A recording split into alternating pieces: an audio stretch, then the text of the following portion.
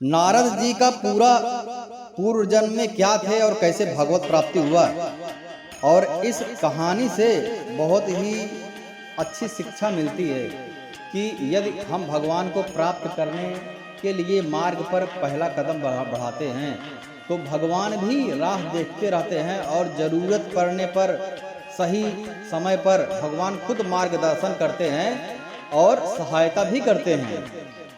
इससे यह सिद्ध होता है जैसे कि यदि कोई भगवान को प्राप्त करने के लिए जितना कदम बढ़ाता है उसका 2 गुना कदम भगवान भी बढ़ाते हैं अपने भक्त को प्राप्त करने के लिए। भगवान नारायण तो कहते हैं मैं तो अपने भक्तों का भक्त हूँ, अपने भक्तों का दास हूँ, मुझे तो उसमें ही आनंद आता है।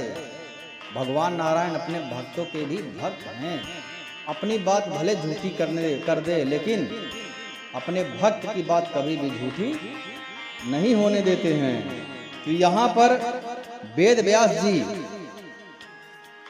प्रश्न करते हैं नारद जी से, एवं निशम्य भागवतान देवर्षे जन्म कर्म चा, देवर्षि नारद जी के जन्म कर्म के बारे में भूयः पपस्थतम ब्रह्मान व्यासः सत्यवती सुत अर्थात वेद व्यास जी, सत्यवती नंदन भगवान वेद व्यास जी ने प्रश्न किया नारद जी से, नारद जी जब आपको ज्ञानोपदेश जो महात्मागण थे जिनकी आप सेवा कर रहे थे, पूर्व जन्म में दासी पुत्र थे नारद जी, तो नारद जी ने बताया था जितने भी महात्मागण आए थे उनकी सेवा करने की जिम्मेदारी दिया गया था दासी पुत्र नारद जी को। तो जब और सेवा से संतगण अवश्य ही प्रसन्न होते हैं, वैसे जितने भी संतगण आए थे प्रसन्न हो गए, और जब वह मंत्र दे करके चले गए, एक मंत्र दिए, गुप्त मंत्र दिए, ठीक है इसका उच्चारण करो, भगवत कृपा अवश्य होगी तुम पर, क्योंकि तुम्हारी सेवा भक्ति से हम लोग प्रसन्न हैं। तो जब महात्मागण चले गए आपको ज्ञान का उपदेश दे करके, तब आपने क्या किया? वेद व्यास जी ने प्रश्न किया नारद जी से। तो नारद जी उत्तर देते हैं, नारद जी ने कहा मुझे ज्ञानोपदेश करने वाले महात्मागण जब चले गए, विज्ञानादेष्टा भीर्ममं वर्तमानो वैस्याद्ये तत् एतत् दत्कारखम एकात्मजा में जननी योमिस मूढ़ा, उनकी जननी भी मूढ़ थी, चा किंकरी, और क्योंकि दासी थी तो दासी का दिमाग कितना चलता है, दासी अपने बुद्धि से अपनी स्वेच्छा से कुछ भी काम तो नहीं कर सकती है। एक गिलास पानी भी लेने जाएगी तब भी कोई न कोई डरती रहेगी, कोई बोल देगा कि इतना टाइम लगता है पानी पीने में, अभी क्यों पानी पी रही हो। बहुत सारे बोलने के लिए, अभी बुराई करने के लिए सोचना नहीं पड़ता है, एक काम में 100,000 अवगुण लोग निकाल देते हैं।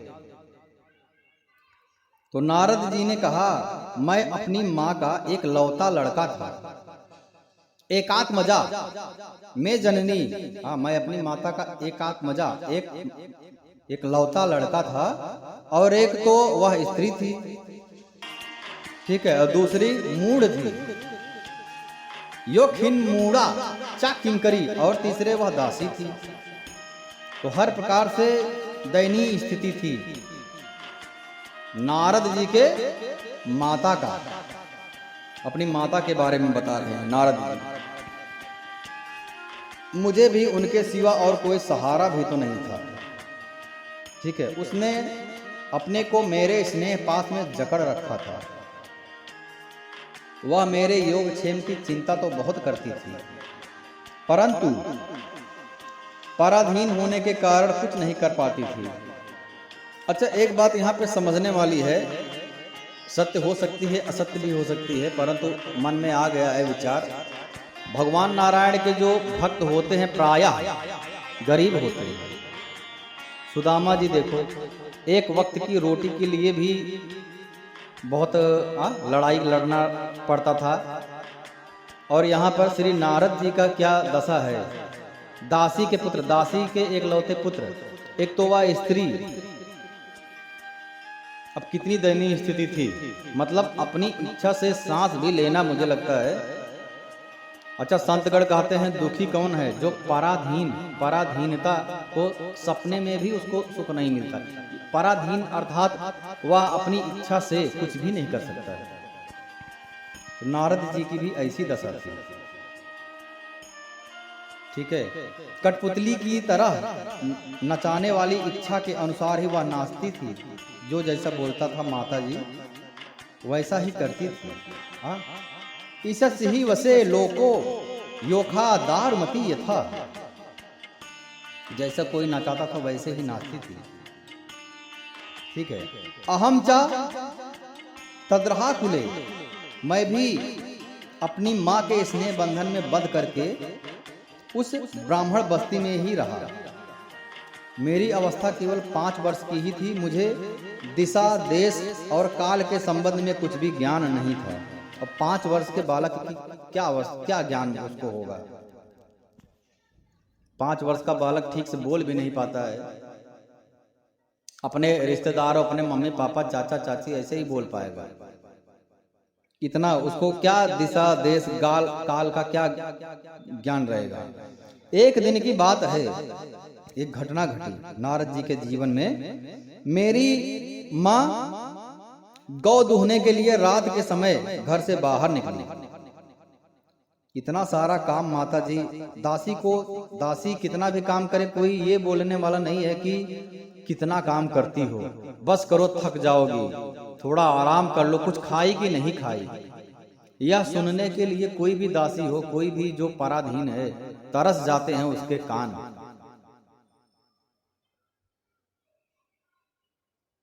सोचने का विषय है। इसीलिए प्रायः हम लोग को जो सक्षम है, कोई दीन है, दुखी है और हमारे पास कुछ है, पैसा है, कुछ खिलाने के लिए है, तो निश्चय ही हमको दान अवश्य करना चाहिए। अन्नदान महादान बोला गया है। कुछ नहीं तो कुछ पैसा ही दे दो, उसकी जो भी आवश्यकता होगी कम से कम वह अपनी आवश्यकता की पूर्ति कर लेगा। तो भगवान ही हर जगह है, हर प्राणियों में भगवान ही है। हम भी भगवान ही हैं, क्योंकि हम अपने आप को जानते ही नहीं है, इसीलिए हम इधर से उधर भटक रहे हैं। संत गणों का यही कहना है। और यदि हम अपने आप को पहचानने वाली लाइन में लगे हुए हैं, धीरे धीरे एक कदम करके आगे बढ़ते जाएंगे, तो निश्चय ही हमारा जो मुख्य उद्देश्य है, जो लक्ष्य है, वो मिल जाएगा और हम अपने आप को जान लेंगे। यदि हम उस लाइन में बढ़ेंगे आगे, तब यहाँ पर तो हम उस लाइन में ही नहीं बढ़ रहे हैं। वह छोड़ करके माया रूपी जो भी है हमारा खेत है, कोई एक सुई के नोक के बराबर भी कोई ना ले। कोई लेगा तो लाठी चल जाएगी, गोली चल जाएगी, भाई भाई में लड़ाई हो जाएगा, किसी को कुछ सहन शक्ति ही नहीं है। एक रुपया कोई छोड़ना नहीं चाहता है। अच्छा, माया इतनी प्रबल है, जैसे एक कोई भिखारी है, भिखारी अर्थात उसके पास कुछ भी नहीं है और मार्ग में चल रहा है, भगवान की कृपा से उसको कोई खजाना मिल जाए तो बहुत खुश होगा। 1 लाख रुपए उसको मिल गया, उसको लॉटरी लग गई, बहुत खुश होगा, अरे मेरे पास 1 लाख रुपए मिल गए, 1 लाख रुपए मुझे मिल गया है, ये सारे पैसे मेरे हैं। तो वो तुरंत ही भाव बदल जाएगा। जो दीन दुखी वाला भाव था, अभी सीना तान के चलेगा, तुरंत भाव बदल जाएगा। और जैसे ही जा रहा है, उसको नींद आ गई, अब पैसा है तो पैसे पकड़ करके सो गया। उसके बाद में कोई आकर के चोरी करके चला गया। फिर जब नींद खुली तो क्या देखता है कि मेरा पैसा चोरी हो गया। अब वो कितना रोएगा, हाय मेरा पैसा चोरी हो गया, 1 लाख रुपए थे, अब मैं क्या करूं, मेरा इतनी मेहनत की कमाई, वो सारे पैसे मेरे थे, चोरी हो गए, 1 लाख रुपए, अब मैं लुट गया, मैं बर्बाद हो गया। ऐसे ही होता है। अब जरा सोचने वाली बात है, 2 घंटे पहले भिखारी थे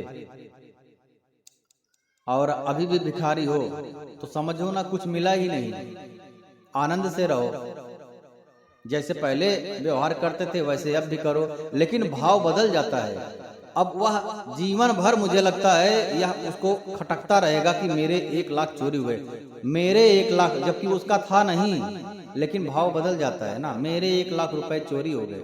वैसे ही मनुष्य की गति है, मनुष्य की गलती नहीं बोला जा सकता है, माया, भगवान का माया जो है, माया बहुत प्रबल है। कोई इंसान मर जाता है, उसको भी लोग 1 हफ्ते में 10 दिन में भूल करके आगे जीवन में बढ़ जाते हैं। भूख लगती है, खाना खाएंगे, पानी पिएंगे, धीरे धीरे भूल जाएंगे, पिकनिक पे जाएंगे, जो भी रोजमर्रा की जिंदगी है, काम काज है, अपना काम प्रारंभ कर देंगे, भूल जाएंगे, स्वप्न में ही रह जाएगा मरा हुआ आदमी, पति, पिता, पुत्र, कोई भी हो। तो खाली हाथ आया हुआ है प्राणी, और यहाँ पर सब कुछ जमा कर लिया है, कार, पैसा, फ्लैट, खेती बाड़ी, बिजनेस बढ़ा लिया है अपना, और ये सब मेरा है, ये सब मेरा है। जैसे जैसे बुढ़ा होता है उसको माया घेरती जाएगी, और फिर सोचता है कि यह सब मेरा है, छूटने वाला है, अब मैं क्या करूं। जबकि सत्य थोड़ा सा सूक्ष्म दृष्टि से विचार किया जाए कि मैं तो खाली हाथ आया था, मेरा कुछ नहीं था, अब मैं जा भी रहा हूं खाली हाथ से, मेरा कुछ नहीं है, तो मुझे किस बात की चिंता। लेकिन माया इतनी प्रबल है, जो प्राणी भगवान को प्राप्त करने के रास्ते में एक एक कदम भगवान की तरफ बढ़ाता है, माया से वह एक एक कदम दूर होता जाता है। माया पश्चिम है, भगवान पूरब है। भगवान की तरफ जाओगे तो माया से दूर होते जाओगे। अब यहाँ पर भगवान नारायण की ऐसी कृपा ही रहती है। बोला जाता है संतगण अनुभव की बात बताते हैं, जिसके ऊपर नारायण कृपा करते हैं उसका सब कुछ या तो छीन लेते हैं, या तो पहले से प्रारब्ध ही बना देते हैं कि चलो तुम एक एक दिन खाने के लिए तरसोगे, तुम्हारे पास कुछ खोने के लिए रहेगा नहीं, तो करोगे क्या, मेरा ही नाम लोगे। वैसे ही नारद जी की दयनीय स्थिति थी, उनकी माता जी रात में भी गाय धोने के लिए जा रही हैं, इतना काम का बोझ। तो क्या हुआ, रास्ते में उसके पैर से सांप छू गया और उसने उस बेचारी को डस लिया। उस सांप का क्या दोष है, काल की ऐसी ही प्रेरणा थी। अब देखो होता है ना, नारद जी के ऊपर भगवत कृपा हो रही है, जितने भी भगवत कृपा ऐसे ही होती है, जितने भी नात बात पहले वो दूर होंगे, फिर अपने जो करीबी हैं वो दूर हो जाएंगे। एक अकेला बचोगे और सहारा देने वाला कोई नहीं होगा। यहाँ तक कि वह खुद का प्राणी अपने बाहुबल पर यदि विश्वास कर रहा है तो धीरे धीरे ऐसी अवस्था आ जाएगी कि उसको अपने ऊपर भी विश्वास नहीं रहेगा। और एकमात्र सहारा फिर जिस ऐसे ही होता है, जो भी नास्तिक हैं ऐसी अवस्था आ जाती है, ऐसा समय आ जाता है। संतगण कहते हैं कि जो नास्तिक है वह भी आस्तिक हो जाता है, उसकी भी मन में यह बात है कि कुछ न कुछ तो है, और एक ऐसी अवस्था आती है कि उसको मानना पड़ता है कुछ तो है, और वह कुछ नहीं परम वन परमात्मा ही है। निर्गुण निराकार सगुण साकार नर नारायण माता आदि शक्ति, जिसको भी मानना है, लेकिन कुछ न कुछ तो है। अगर कुछ होता नहीं तो इतने बड़े बड़े डॉक्टर, इंजीनियर, IITN, कितने संत और फॉरेनर ऐसे ही नहीं तीर्थाटनों पर जा करके नाम का संकीर्तन करते, सुमिरन करते, सब कुछ छोड़ करके, और चेहरा देखो तो ऐसा लगता है कि कोई एक प्रकार का चेहरे पे चिंता की रेखाएं नहीं आप देख सकते हो। और वही चिंता क्या, टेंशन क्या, ब्लड प्रेशर, हाई टेंशन। यहाँ माया में जो लोग पड़े हुए हैं, जो दिन में लाखों कमा रहे, करोड़ों कमा रहे हैं, उनका चेहरा देखो, लगता है टेंशन से घिरे हुए हैं, ब्रेन हैमरेज हो जा रहा है, नींद नहीं आती है, दवा खा खा कर सो रहे हैं। क्या स्थिति है, लोग पैसा क्यों कमाते हैं? यदि सोचा जाए एकांत में बैठ करके, मोबाइल थोड़ा दूर रख करके सोचा जाए तो इस कहानी का पूरा भाव यह है, या अमीर हो या गरीब हो कोई बात नहीं है, लेकिन भगवान का स्मरण करना जरूरी है श्रद्धा भाव से कि जो मिला है उनकी कृपा से मिला है, हम तो खाली हाथ आए थे। तो निश्चय ही जिसने भेजा है कुछ बना के भेजा है।